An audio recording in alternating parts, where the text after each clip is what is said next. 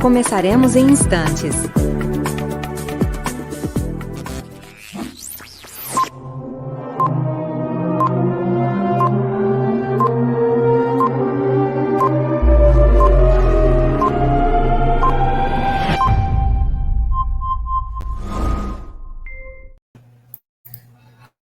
Bom dia, muito bom dia a todos, sejam muito bem-vindos. É com grande alegria neste Dia das Mães que a gente está aqui representando, né? Eu, como mãe do João Pedro, estou aqui muito feliz em representar esse dia e trazer essa homenagem aí para todas nós, né? Que exercemos aí esse papel de mãe.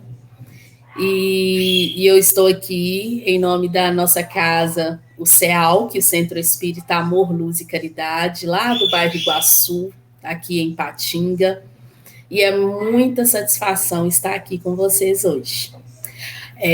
A gente vai começar aqui com uma mensagem bem bacana, bem linda, que Dona Neide traz para a gente. Vou colocar aqui e logo após a gente faz a nossa prece inicial. Estão todos convidados a entrar nessa sintonia.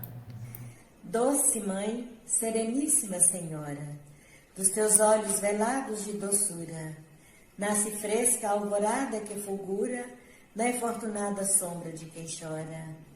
Quando meu ser vagava em noite escura, nas angústias do abismo que apavora, estendeste-me os braços vendo embora minhas chagas de treva e loucura. Ante o regaço fúlgido consciente, que minha fé se exalte embevecida, prosternada ditosa reverente, recebe no dossel da graça e vida o louvor do teu filho penitente, no clarão de minha alma convertida. O meu abraço a todas as mães, tanto da terra quanto do céu. Em especial, o meu abraço a todas as mães que estão sofrendo com a partida recente de seus filhos. Que coisa linda, né, gente? Que poema maravilhoso. Muito obrigada, Dona Neide, por ter trazido essa mensagem para a gente.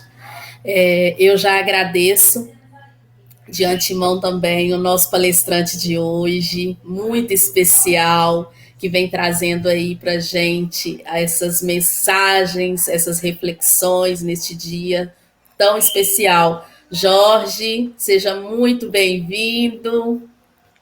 Muito obrigado, Maíra. Bom dia para você, bom dia para todas as mães que estão nos assistindo. Um prazer estar aqui exatamente no Dia das Mães para esse momento especial de palestra na nossa casa de Patinga.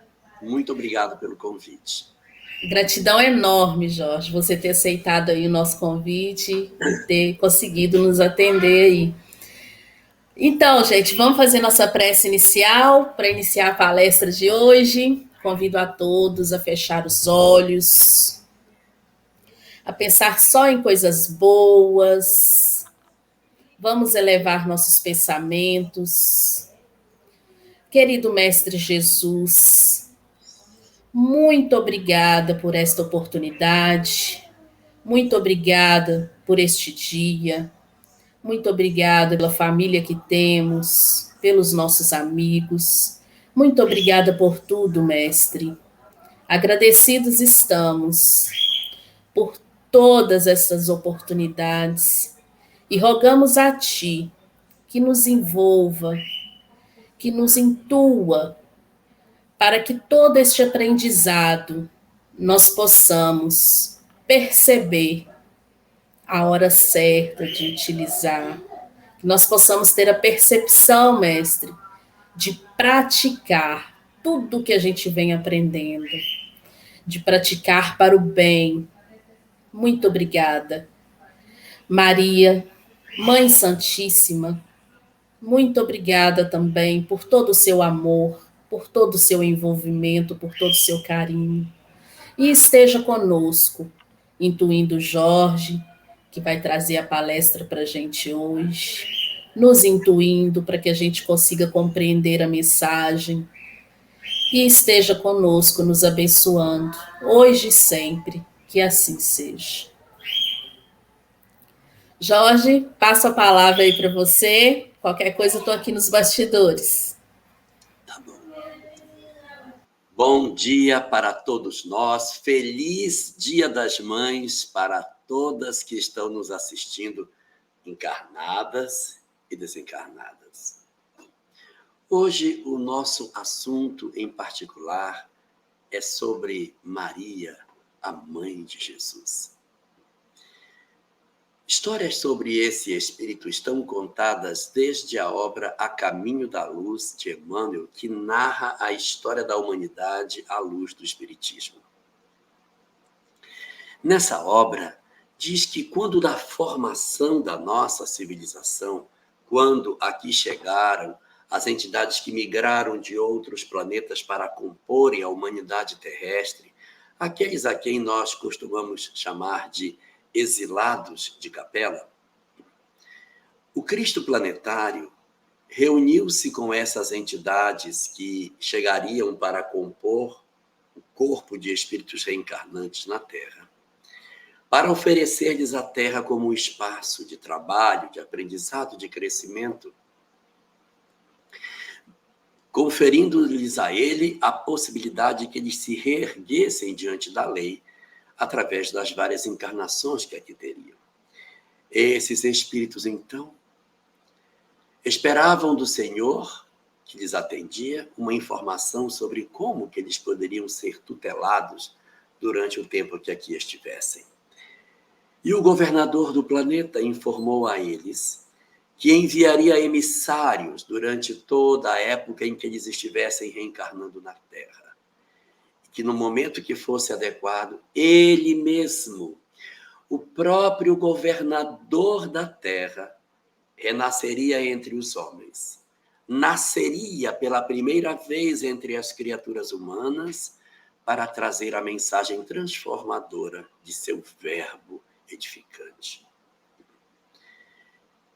Na enumeração das entidades que fariam parte desse grande trabalho da descida do governador planetário para nascer na Terra, oferece Emmanuel uma relação de entidades que comporiam esse corpo de espíritos que apoiariam a tarefa da descida do Cristo planetário ao planeta. E na enumeração que Emmanuel faz, ele diz: acompanhariam Jesus, João o Batista, Zacarias, Simeão, José e a sublimada figura de Maria de Nazaré. É interessante observar que Emmanuel, já no começo da apresentação de Maria no seu texto, não a enumera entre os demais componentes dessa tarefa, mas a destaca do grupo, colocando o nome de Maria ao final e com um adjetivo que nenhum dos outros possui: a sublimada figura de Maria. O que faz muito sentido, porque essa entidade que recebeu a responsabilidade de ser a mãe do Cristo planetário, evidentemente, não poderia ser um espírito singular, enlameado com as dificuldades da Terra, mas deveria ser um espírito de uma condição diferente, que já não tivesse mais as nossas manchas morais, que já não tivessem mais as nossas imperfeições.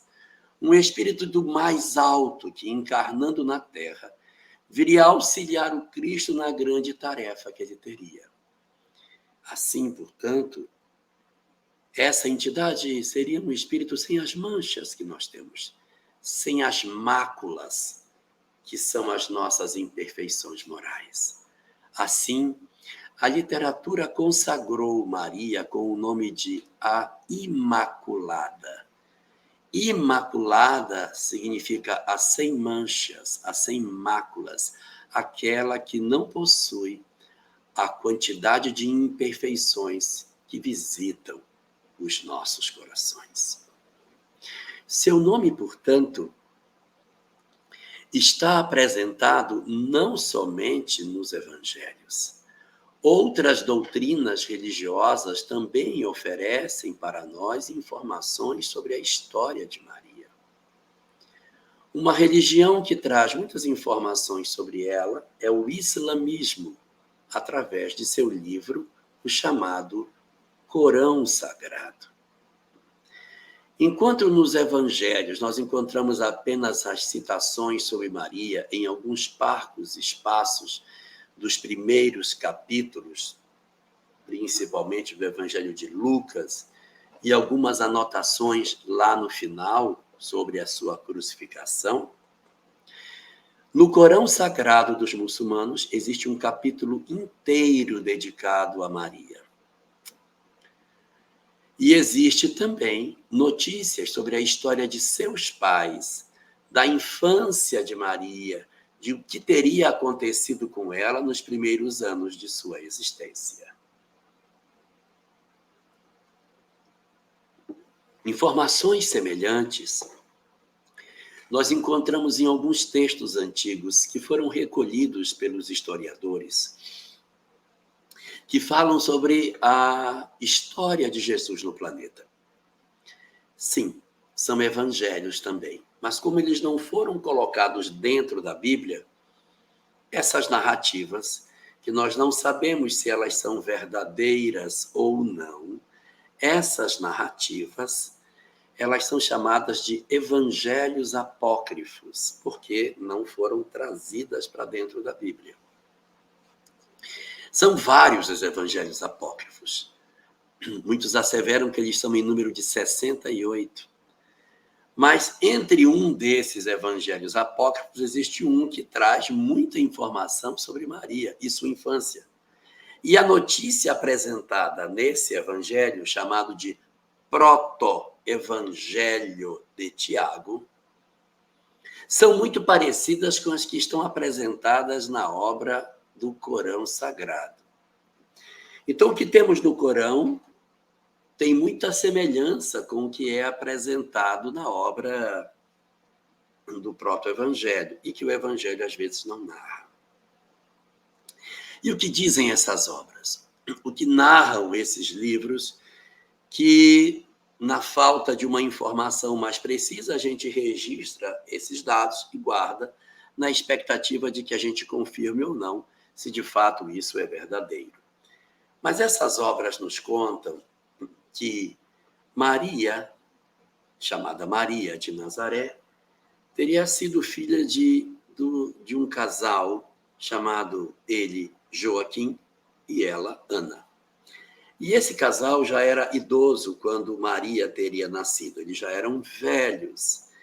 E pelo fato deles haverem tido essa criança com bastante idade, eles resolveram consagrar Maria aos serviços do templo. Sim, no templo de Jerusalém havia um conjunto de meninas que serviam no templo enquanto crianças até alcançarem a puberdade. Quando elas alcançavam a puberdade, elas eram liberadas das suas funções no templo para terem sua vida na sociedade.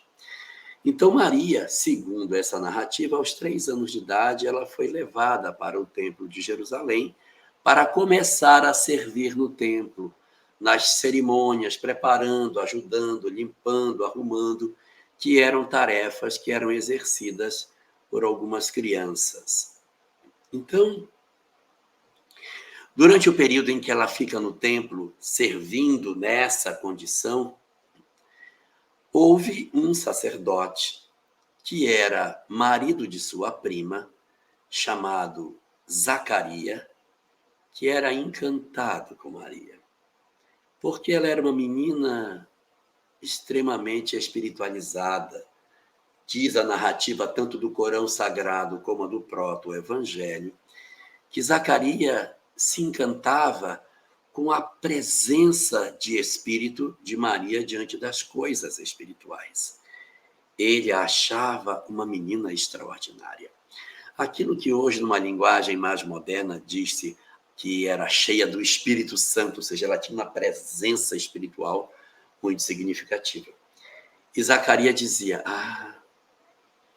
eu também não tenho filhos.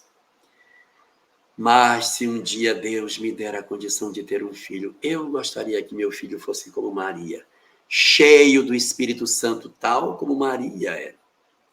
Zacarias seria, na verdade, casado com Isabel, prima de Maria, e que, em função dessa relação familiar, ela mais tarde daria à luz a João o Batista.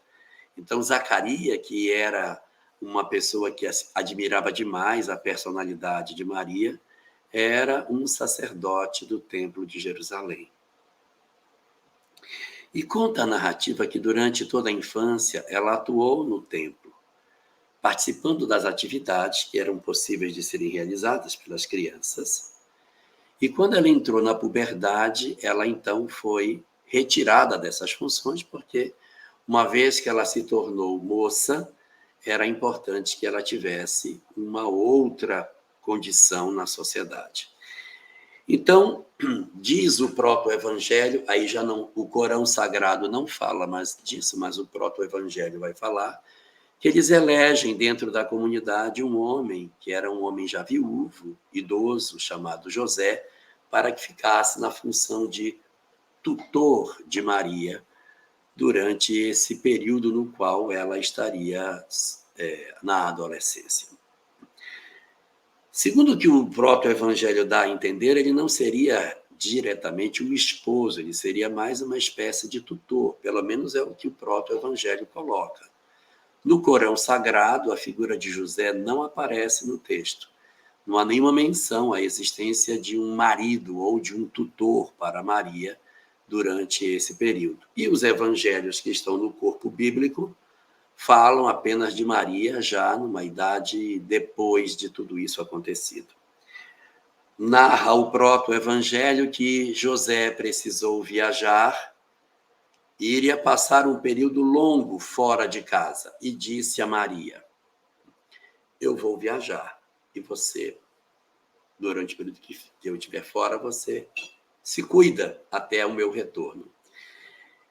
Aí trazem as narrativas, que é o que está colocado no texto, né? Eu não vou desconstruir o que está posto nas narrativas escritas, mas vou ser fiel ao que está colocado no texto.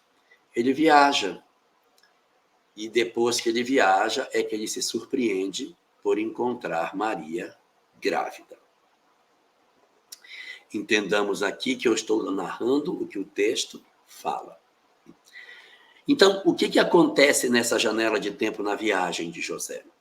O que acontece é que ela, e aí a gente vai tomar informações de palestras de Divaldo Franco, também informações do proto-evangelho de Tiago, que vai falar sobre essas questões, histórias também que estão contidas dentro do Corão Sagrado e nos próprios textos da Bíblia. Maria, somando essas várias fontes, estaria entre 16 a 17 anos de idade. Quando ela vai buscar água num poço, com um cântaro com água, e na volta, trazendo, ela se sente um pouco mal e ela senta para repousar. Quando ela senta para repousar, ela se vê diante de uma entidade espiritual que se apresenta para ela. Ao vê-la, o espírito, então, teria dito numa saudação, não a chamando pelo nome dela, mas chamando-a apenas como se ela fosse outra coisa. Ele a chama: bem-aventurada és tu, ó cheia de graça. Não há um nome para chamá-la. Ele a denomina de a cheia de graça, como se a graça do Senhor estivesse sobre ela. E ele então a revela de que ela iria ter um filho, que ela iria ficar grávida e que o Senhor aí havia escolhido para que ela fosse a mãe daquele que seria o Messias. Ela nem tem 17 anos. Pense em uma garota de 17, 16, 17 anos dos dias atuais, tendo uma experiência desse tipo. Poderia se esperar qualquer reação de uma garota nessa idade. Mas o que está descrito no texto que ela teria feito é bastante surpreendente. Porque o anjo, assim chamado, esse espírito que se comunica, dá essa mensagem e não vai embora. Ele oferece a ela a informação, dá a notícia da gravidez e fica parado. Como se ele estivesse esperando alguma coisa. Ela, então, ouvindo a notícia, diz: eis aqui a serva do Senhor, que em mim se cumpra toda a sua vontade. Olha a beleza dessa frase. Eis aqui a serva do Senhor, que em mim se cumpra toda a sua vontade. Não há nenhum traço de inaceitação de suas provas. Não há nenhum indiscutível sinal de que ela tenha, de alguma maneira, inaceitado as circunstâncias que foram oferecidas em função da prova que ela iria atravessar. Afinal de contas, ele não disse que ela iria engravidar de alguém especificamente. Ter a idade que ela tinha, enfrentar a sociedade que enfrentaria grávida, seria uma circunstância muito dolorosa. Não há informações dentro do texto bíblico que nos façam ter outra visão que não seja aquela que está posta. Você pega o Corão Sagrado, você pega o próprio Evangelho, você pega o Evangelho de Mateus, o Evangelho de Lucas, que são as narrativas que você tem, e todos eles falam que a concepção de Maria se deu de maneira singular. E os espíritos, o que dizem? Eles não falam nada sobre esse assunto. Eles não fazem nenhum comentário sobre a gestação, sobre a gravidez, sobre a concepção dela. Não há. Mas então isso significa dizer que foi de maneira extraordinária? Eu não sei. Mas não há nenhum apoio que a gente possa ter do ponto de vista literário para dizer que não foi assim. Mas a razão está a dizer que, de repente, pode ter se dado uma circunstância material. Porque sexo não é pecado. Promiscuidade é pecado. Sexo. Você se relacionar com alguém não significa que você seja impuro. E não é a virgindade física de uma pessoa que determina a sua pureza espiritual. Uma mulher pode ser virgem no corpo, mas ter a mente completamente corrompida. E, ao mesmo tempo, que ela pode ter uma vida sexual ativa e nem por isso ser uma mulher que tem características de perturbação espiritual. Então, uma coisa não tem nada a ver com a outra. Maria, sim, pode ter tido uma relação sexual e por conta disso, engravidado. Essa é uma possibilidade. Existem tantas hipóteses que já se colocou sobre esse possível processo de gestação de Maria, umas que são mais agressivas, outras menos, mas essas características todas apontam para uma visão na qual nós não temos uma posição fechada sobre essa questão. É possível que a gravidez tenha sido natural? É possível, nada depõe. É possível que os espíritos possam ter materializado um espermatozoide? É possível. A grande pergunta é, era necessário que fosse assim? Era necessário que tivesse que ser tão estranho para que ela engravidasse? E que dizer daqueles que consideram que Maria nunca engravidou e que Jesus nunca teve um corpo de carne, que ele teria sido apenas uma materialização de um espírito muito sublimado? E por isso é que tem todas essas discussões sobre a sua gestação. Os que defendem a ideia de que o corpo de Jesus não fosse um corpo carnal, de que Jesus, na verdade, fosse um agênere que conviveu entre nós sem ter uma estrutura física semelhante à nossa, encontram um grave embaraço de entendimento sobre Jesus como modelo e guia da humanidade quando nós relembramos o drama da crucificação. Se ele realmente era um agênere, se ele realmente não era um espírito encarnado e Maria, portanto, não engravidou, o que era o sangue na cruz? Mentira? Farsa? Ele nos enganou? Seu sofrimento na cruz é falso? Não existe, então, nada daquilo que a gente pensa que teria existido? Essas perguntas, elas não conseguem encaixar na personalidade de um Cristo planetário.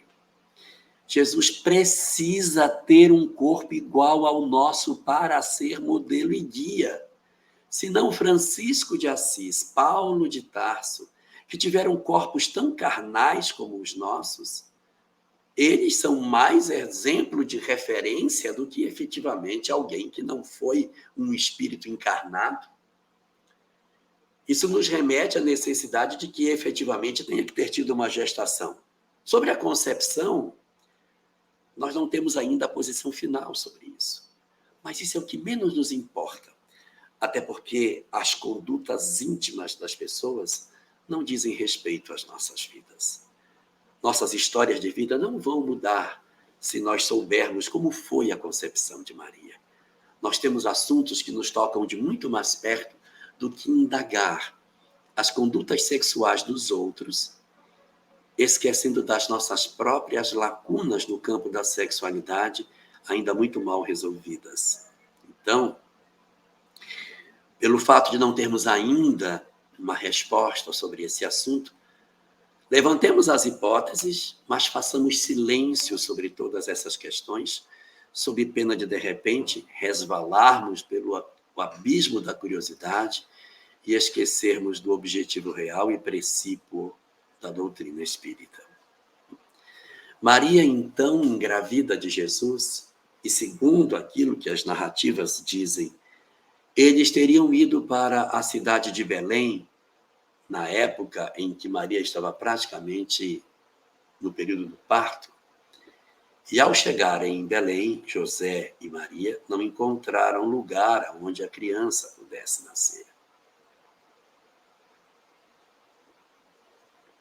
Eles procuram e não encontram, e ela dá à luz nenhuma estrebaria, cercada de animais. O primeiro berço da criança é um coxo de comida de bicho. Nós costumamos usar muito pomposamente o nome de manjedoura, mas o nome é coxo mesmo.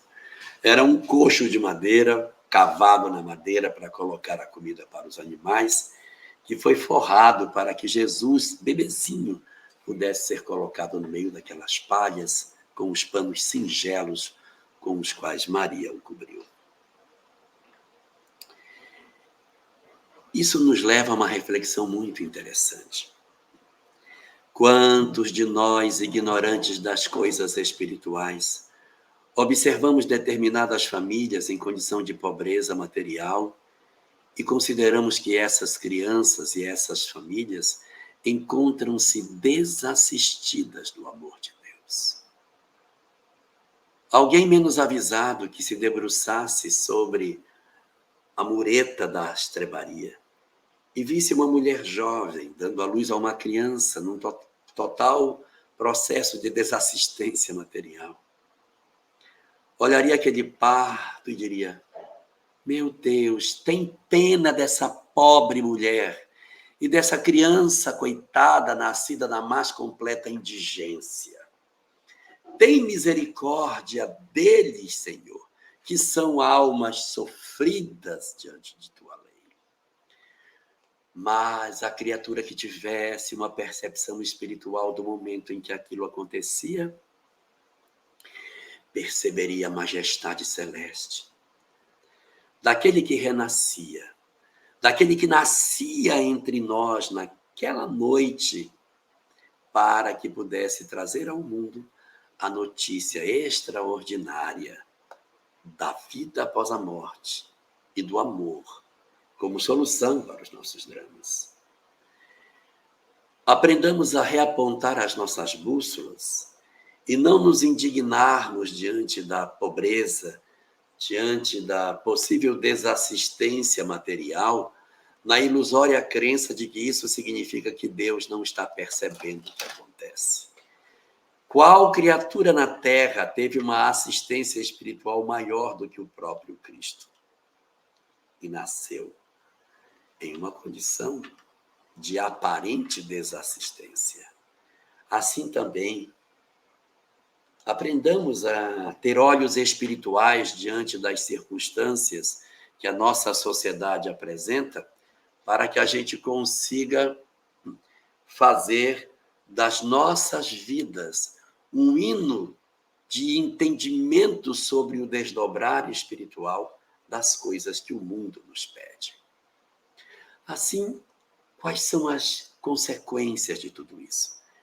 É que Maria, apesar de todas as dificuldades que tinha, não há nenhum traço de revolta, de incômodo com relação a isso. Ela vai aceitar a condição de mãe e vai exercer o papel da maternidade, independente das condições materiais que a vida lhe apresente para colocar. Os evangelhos relatam que depois que Jesus nasceu, os seus pais foram até Jerusalém, que era próximo, para fazerem uma oferta no templo de Jerusalém pelo nascimento da criança. Isso era muito comum. A criança nascia e você ia ao templo de Jerusalém fazer uma oferenda e agradecer pela graça do nascimento de um filho. Então, as famílias mais ricas ofereciam animais maiores, conforme a lei de Moisés. E as famílias mais pobres ofereciam animais menores. Oferecia-se um novilho, oferecia-se uma ovelha, e os mais pobres ofereciam 2 pombinhas. O que foi que a família de Jesus ofereceu no templo? 2 pombinhas. 2 pombinhas. Porque, na verdade, nós vamos ver que as 2 pombinhas que foram oferecidas é um indicativo de que José era pobre. Então, Jesus, não tenhamos dúvida de afirmar, não era simplesmente filho de um carpinteiro, ele era filho de um carpinteiro pobre. Sua família tinha parqueza de recursos. E isso não roubou a dignidade, não roubou a condição de que o lar dele lhe oferecesse a instrumentação para que ele fosse uma pessoa digna. Eles chegam ao templo de Jerusalém, Maria com a criança no colo, e de repente eles se defrontam com Simeão. Simeão é um homem já idoso que havia pedido muito a Deus para que não morresse antes de poder contemplar a chegada do Messias a Israel. E é muito impressionante, porque Jesus é levado ao templo com 7 para 8 dias para ser apresentado. E Simeão reconhece no bebê que ele era o Messias esperado por Israel. Não é incrível que alguém, em uma época em que ele ainda era um bebezinho, já pudesse perceber que ele era realmente o esperado? E ele diz para Maria, esta criança virá para a queda de muitos em Israel. E vira-se para ela e diz, e quanto a ti, mulher, uma espada atravessará o teu peito. Você já imaginou que é uma mãe com uma criança, bebezinho, recém-nascido no colo, e ele dizer, quanto a ti, mulher, uma espada passará o teu peito.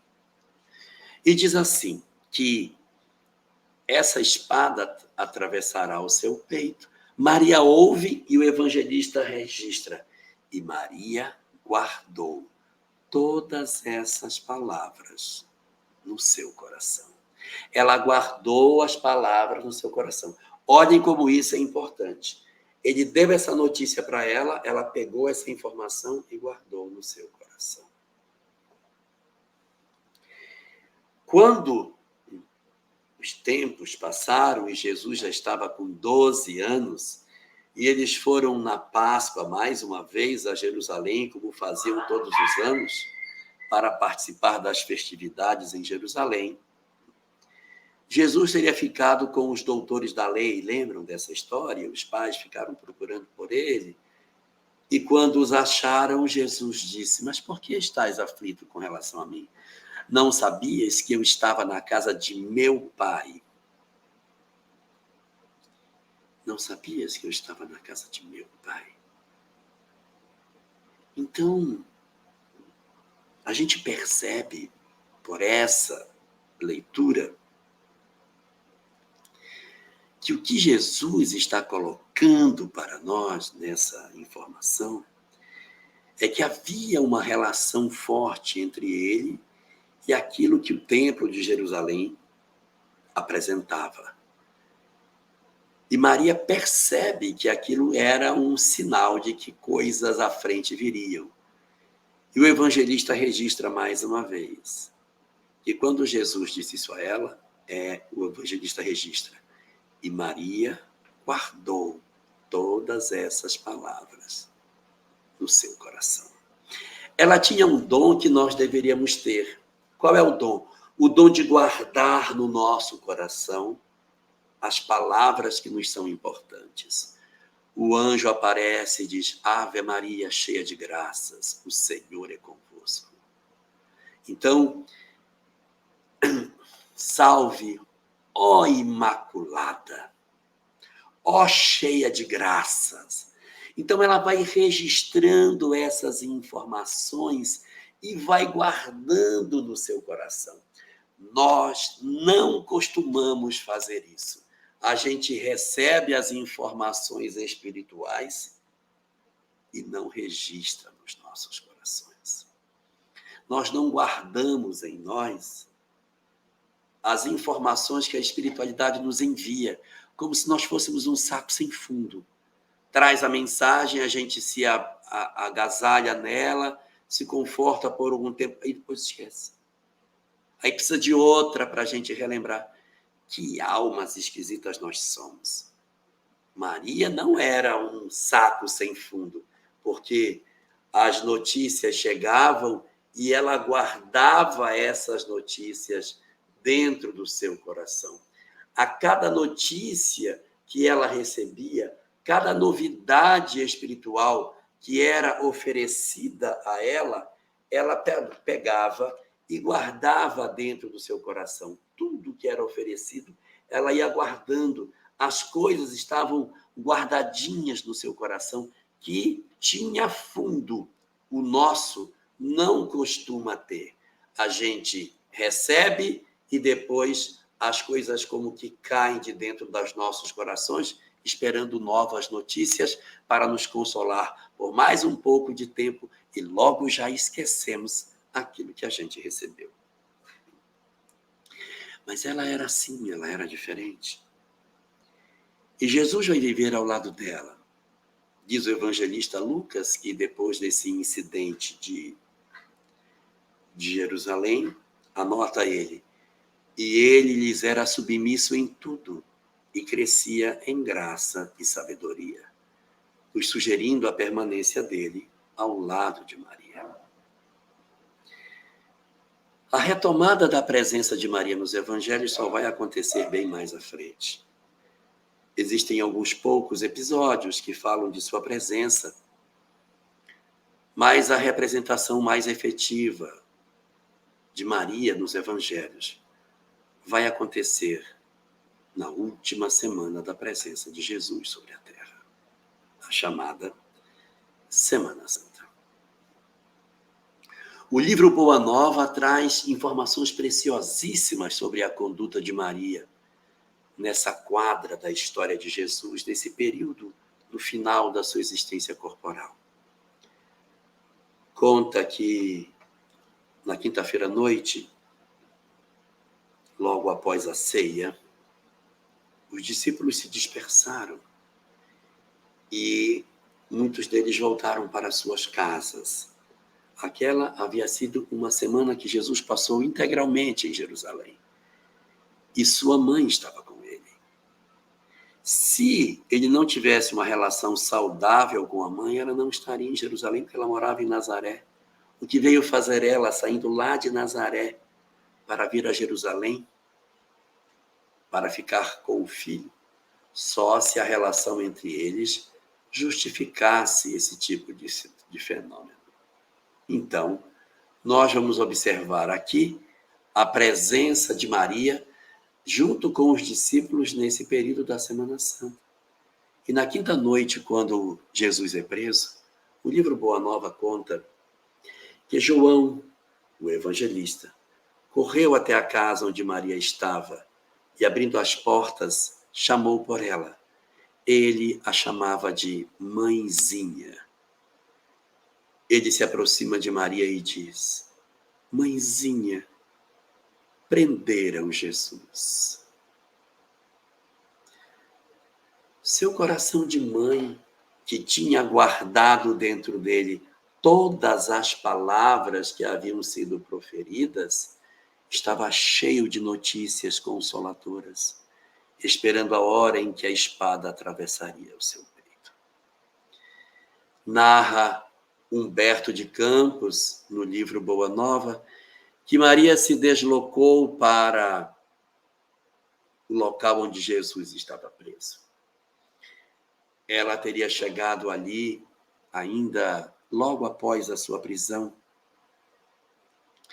e teria pedido ao soldado, um jovem que montava a guarda na porta da prisão, para que deixasse ela entrar, para que ela pudesse ver o seu filho que havia sido preso.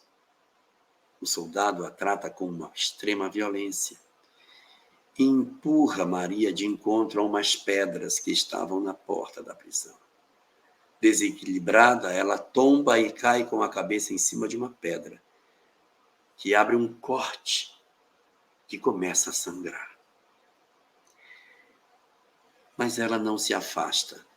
Ela decide permanecer no mesmo lugar, na expectativa de ver Jesus, de ver seu filho.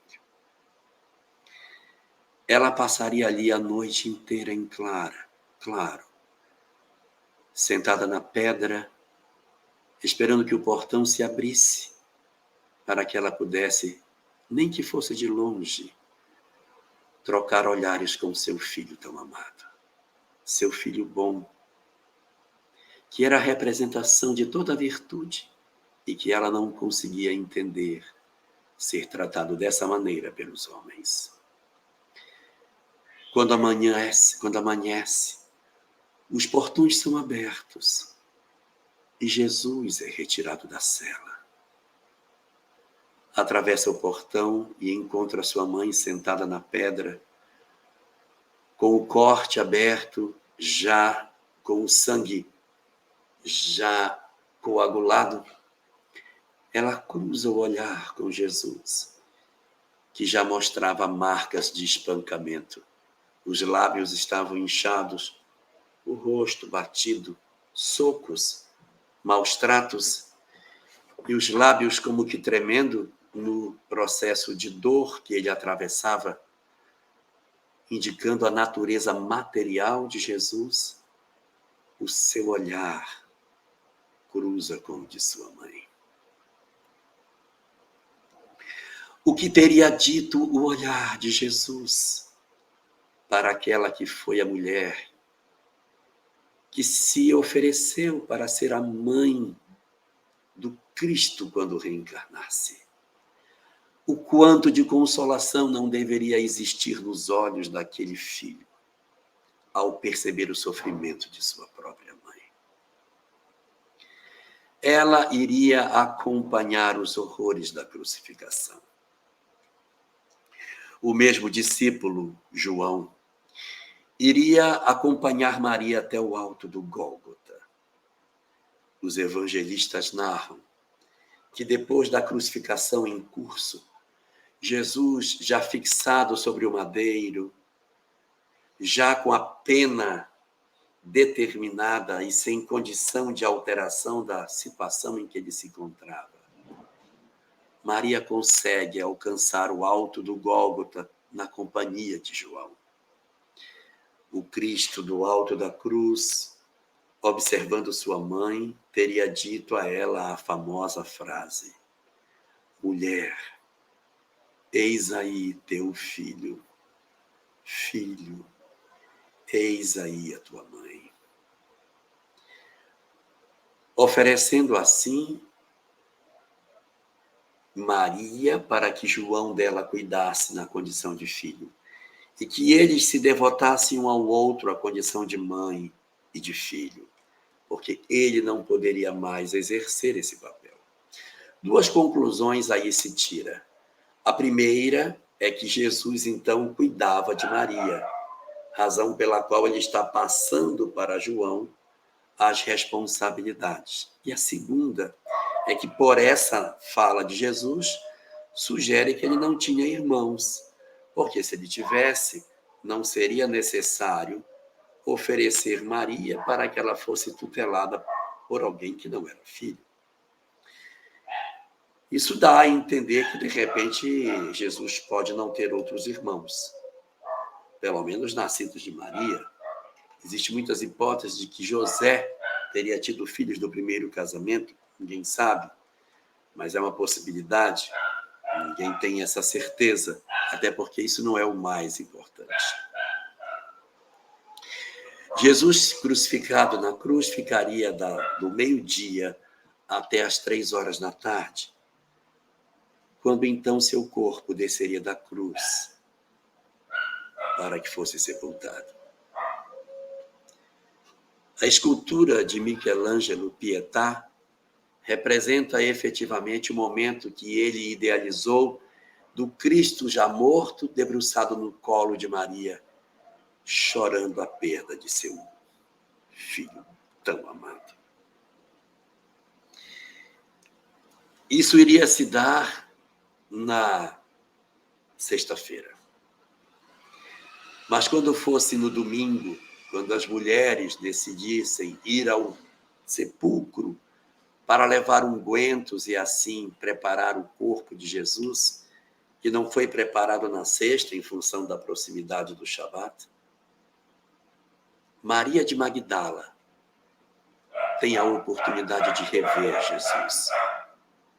O Cristo aparece para Maria vivo, não em corpo, como muitas vezes nós ouvimos pela fala do cristianismo, mas nos assevera a doutrina espírita que o processo de reaparição de Jesus era um fenômeno mediúnico através do qual um espírito se materializava para aparecer às pessoas. Isso se evidencia porque ele aparecia às portas fechadas. E estando seus discípulos a portas fechadas, eis que Jesus apareceu entre eles. É bem típico de materialização, em que uma entidade se manifesta no ambiente. E certamente alguém vai perguntar, tá aí o corpo de Jesus. Olha, o Evangelho diz que os judeus diriam que o corpo dele foi roubado. E até hoje os judeus dizem que o corpo dele foi roubado. Que os discípulos entraram à noite e roubaram o corpo para dizer que ele ressuscitou. Há aqueles que dizem que foi o corpo dele que ressurgiu em vida. O Espiritismo não considera assim. Então aconteceu o quê? Pode ter sido roubado? Pode. Se o corpo dele for roubado e aparecer, para a doutrina espírita não muda nada, porque não foi o corpo dele que apareceu ressurreto. Pode complicar para outros lados do cristianismo, para o espiritismo não. Se algum dia, cavando em algum lugar, alguém encontrar o sepulcro de Jesus e achar a ossada do Cristo, não muda nada a fé espírita, porque não é o corpo dele que apareceu após a morte. O que aparece após a morte é o espírito materializado. Não é, na verdade, o corpo. Então, essas circunstâncias todas que a gente tem do processo da aparição de Jesus, nos dá conta que sim, um espírito se materializou para trazer notícias da vida após a morte. Mas por que razão? Por que motivo Jesus apareceu após a morte? Nós podemos enumerar 3 razões para que Jesus aparecesse para os discípulos. A primeira delas foi para que o mundo soubesse que existe vida após a morte, para que a matéria não mais nos iludisse e que nós não nos perdêssemos mais nessa visão equivocada de que a vida é apenas o mundo objetivo que vemos. Era para que todos nós soubéssemos que somos almas imortais, que a morte não existe, portanto, nós viveremos para sempre. Para que o mundo não nos iludisse com suas promessas falazes. Para que nós tivéssemos força para entender que somos almas transcendentes. A segunda razão é para que seus discípulos soubessem que existe vida após a morte. E não temessem a morte. Dedicassem-se à divulgação dessa mensagem sem temor, porque o Império Romano nada poderia fazer contra eles, porque iriam viver para sempre. E realmente, dos seus 12 discípulos, um se suicida que é Judas. João não enfrentaria o martírio e morreria de velhice próximo dos 100 anos de idade.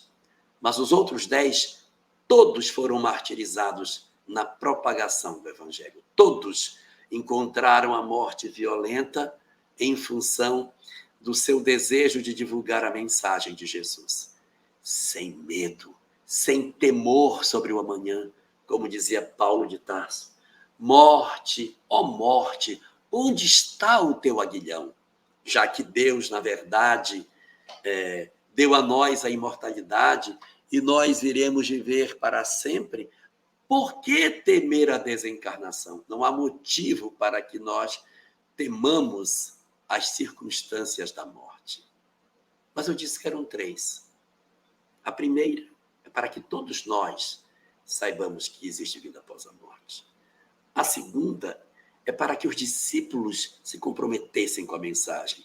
E você pode ver que eles mudaram profundamente depois da ressurreição, tornando-se corajosos e decididos, quando antes eram temerários com relação ao amanhã.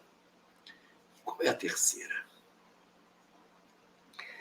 A terceira foi para que a sua mãe soubesse que seu filho vive. Qual é o filho que não quer dizer à sua mãe que continua vivo? Qual é o filho desencarnado que num dia das mães como hoje não deseja dizer à sua mãe que vive, não deseja dizer à sua mãe que a morte não roubou dele a condição de existência, que ele aguarda por ela? Como diz Emmanuel, mais forte do que a morte de um filho, só existe uma coisa: saber que ele continua vivo. E Jesus reaparecer aos seus discípulos naquele período era a mais confortadora notícia que aquela mulher poderia receber.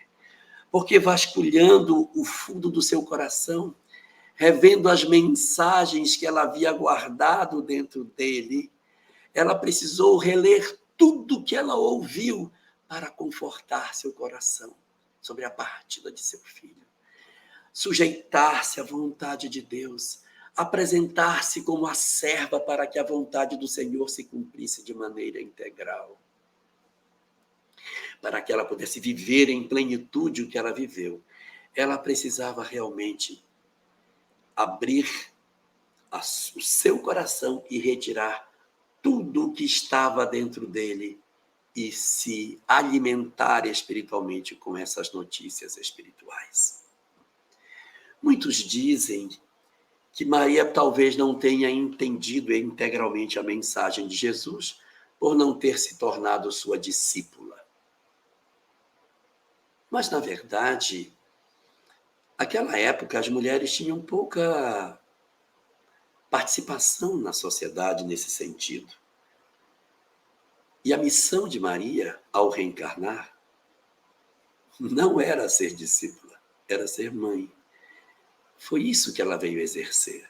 E depois da crucificação de Jesus, ela se torna a mãe dos excluídos, dos famintos. Quando nas comunidades cristãs se construía um núcleo de atendimento, ela era chamada de a mãezinha. E depois passou a ser chamada de Mãe Santíssima. Os próprios peregrinos assim a chamavam. E ela adorava ser chamada de mãe. Ela adorava ser mãe. Esse é um espírito que gosta da maternidade. Ela exerce o papel da maternidade em todas as circunstâncias em que, de repente, ela é chamada para exercer até os dias de hoje. Maria é, na verdade, um espírito consagrado ao processo de tutela, de cuidado de todos nós. É um espírito que não faz parte do processo natural de evolução da Terra. Compõe o corpo de entidades que circundam Jesus para secundá-lo nos seus objetivos. Ela não é uma entidade que vem encarnando na Terra para fazer o seu processo evolutivo. Ela é um daqueles herdados espíritos do mais alto que integrou a corte daquela soberana equipe do chamado Espírito Santo, que colabora direto com Jesus na organização do planeta. Esse é o espírito chamado Maria, que tem a maternidade como sendo o seu caráter mais destacado. E o livro Boa Nova, no seu capítulo 30, último capítulo da obra, narra que num certo dia, Maria, se sentindo um pouco diferente, retira-se e vai para fora de casa e senta-se num banco que ficava do lado de fora, próximo a uma árvore. E sentada à sombra dessa árvore à noite, ela fica pensando sobre sua própria existência, sobre suas dores, já idosa, quando de repente ela vê se aproximar um peregrino, como muitos outros que por ali passavam em busca de aconchego, de conforto, de socorro. Esse certamente era mais um peregrino que vinha para oferecer aos homens a informação de que Jesus havia chegado ao coração de muitas criaturas. Era mais uma alma que, tocada pela mensagem do Cristo, vinha trazer essa notícia e procurar consolo ao lado daqueles que conviveram com Jesus. Ele se aproxima da casa onde morava Maria e João, o evangelista, e eles dialogam durante um tempo sentados debaixo dessa sombra dessa árvore. E quando a conversa já está a meio, o peregrino faz um movimento com as mãos e ela percebe que as mãos do peregrino têm marcas de sangue, nódoas de um processo de crucificação. E imediatamente ela percebe que está diante de seu amado filho. Décadas depois dele haver partido, ela tem a possibilidade de revê-lo novamente. Com o tempo que ela conviveu com os discípulos, percebendo a excelsitude do espírito que era seu filho, ela faz um movimento muito interessante. Ao invés de enxergá-lo como filho que era, ela reconhece nele uma autoridade. Então ela se levanta do banco e faz um movimento para se ajoelhar diante dele. Para se ajoelhar diante do Cristo planetário. Quando ela faz este movimento para se ajoelhar diante de seu filho, ele a toma nas mãos e não permite que Maria, a Imaculada, que ela se ajoelhe diante do próprio filho. ele não permite a própria mãe ajoelhar-se diante dele. E numa cena de rara beleza, o Cristo planetário inverte as posições e da sua excelsa magnificência, ele se ajoelha diante daquela mulher que lhe deu a honra de viver entre os homens.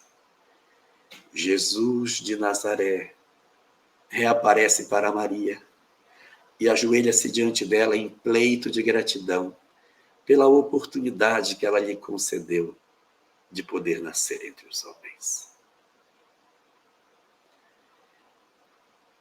Pouco tempo depois daquilo, à noite, ele reapareceria para ela na hora de deitar. Tomaria Maria pelas mãos e diria: vem, minha mãe, vem para que tu sejas a rainha entre os anjos.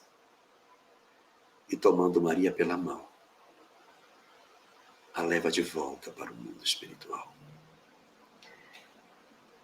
Diz-nos a doutrina espírita que o seu caráter de maternidade se espraia até hoje, cuidando de todo o mundo espiritual.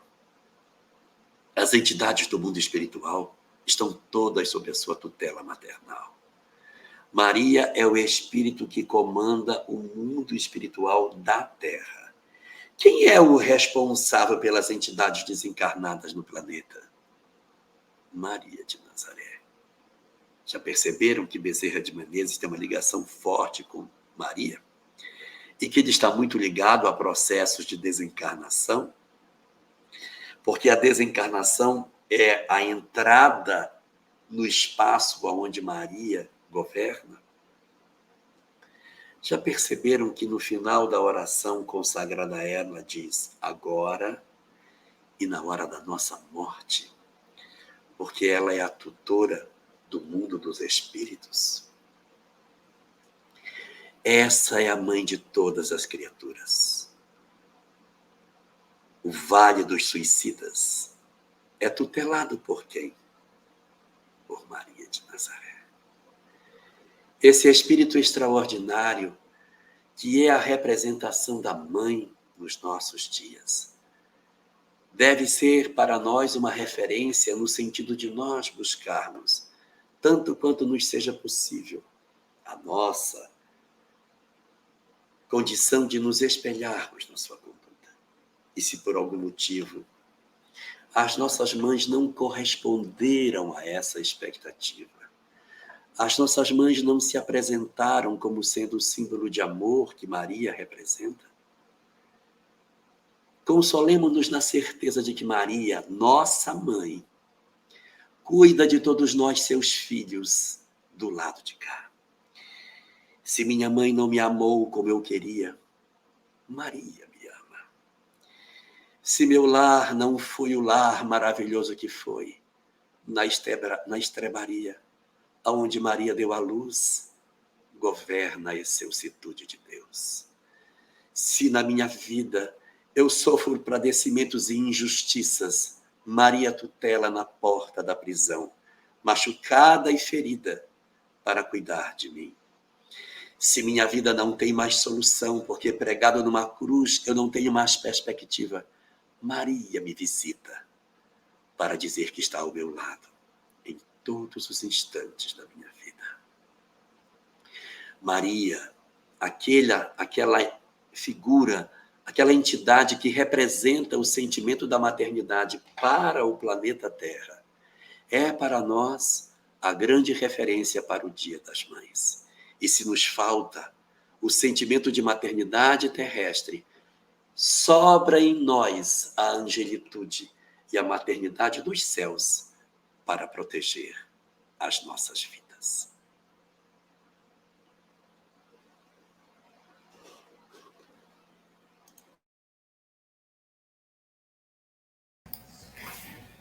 Calma que eu estou respirando aqui. Nossa, Jorge, me emocionei. Muito bacana.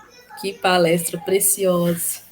E a hora que a gente começa a viajar, assim, né? A hora que você vem trazendo aí a história pra gente, a forma, né? A gente escuta tantas vezes, a gente lê tantas vezes essa história, mas foi muito profundo, né? Tocou bastante. Muito obrigada pela homenagem a todas nós, principalmente a Maria, que é essa referência nossa, né? Muito bacana mesmo. Muita gratidão, viu, meu amigo? Muito agradecida. E vou te pedir para poder fechar com a prece final para gente. Pode ser?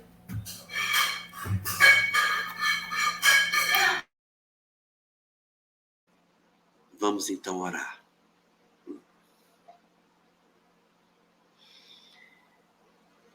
Senhor dos nossos corações, neste dia particular das mães, que tu nos ofereces para que reflitamos sobre as nossas próprias existências e sobre as nossas próprias histórias de vida, sobre as nossas alegrias e tristezas e sobre as múltiplas experiências com a maternidade que o nosso coração possui. Nós comparecemos diante de ti para te pedir, Senhor, que tu rogues a Maria de Nazaré para que ela esteja conosco a proteger os nossos lares e os nossos corações. E dos planos celestes de onde ela reside, possa promanar as suas bênçãos na direção dos nossos lares em desalinho. Que o coração generoso de Maria derrame sobre todos os lares da terra a energia do seu amor e das suas bênçãos, a penetrar os corações dos que mais padecem, particularmente as mães que soluçam a perda de seus filhos, seja para a morte, seja para o crime, seja para as drogas, seja para o ódio e para o desamor. Que todas as mães do planeta possam, nesse momento, sentir a energia do teu amor, a visitar-lhes a profundeza do ser, consolando-lhes as almas diante da perspectiva do amanhã, para que não percam a certeza de que Deus,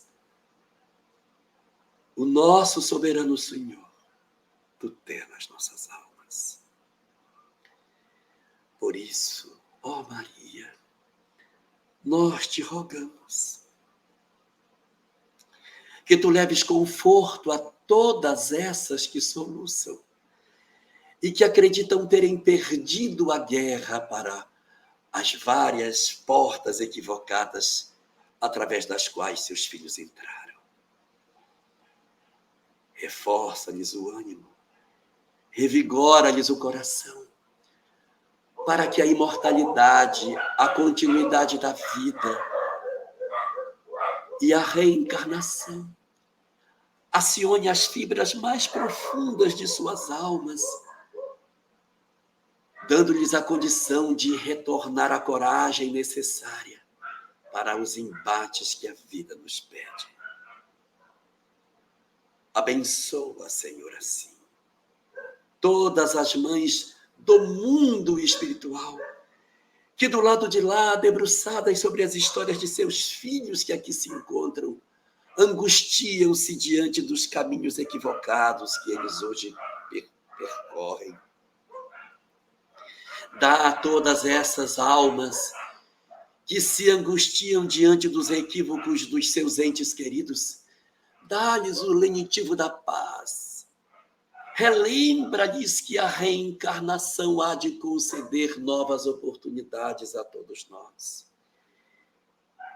Que os espíritos estão fadados à felicidade e que quando nós nos aproximamos da mensagem de nosso Senhor, somos visitados pelo convite ao amor que há de conferir a todos nós a felicidade que tanto buscamos. Por isso te rogamos, ó Maria, dá-nos a força que nos falta Sustenta-nos nas nossas horas de indecisão e enche-nos da certeza de que nas nossas vidas, por mais amargos e pesados que sejam os nossos dramas, eles pertencem às existências corporais e um dia cessarão, um dia terminarão, porque tudo passa, Senhora. E nós precisamos nos convencer verdadeiramente de que todas as circunstâncias transitórias um dia cessarão no grande e extraordinário amor de nosso Deus. Por isso te pedimos que tu nos abençoes, que protejas as nossas vidas e guardes as nossas almas sob as tuas bênçãos e a tua proteção de paz.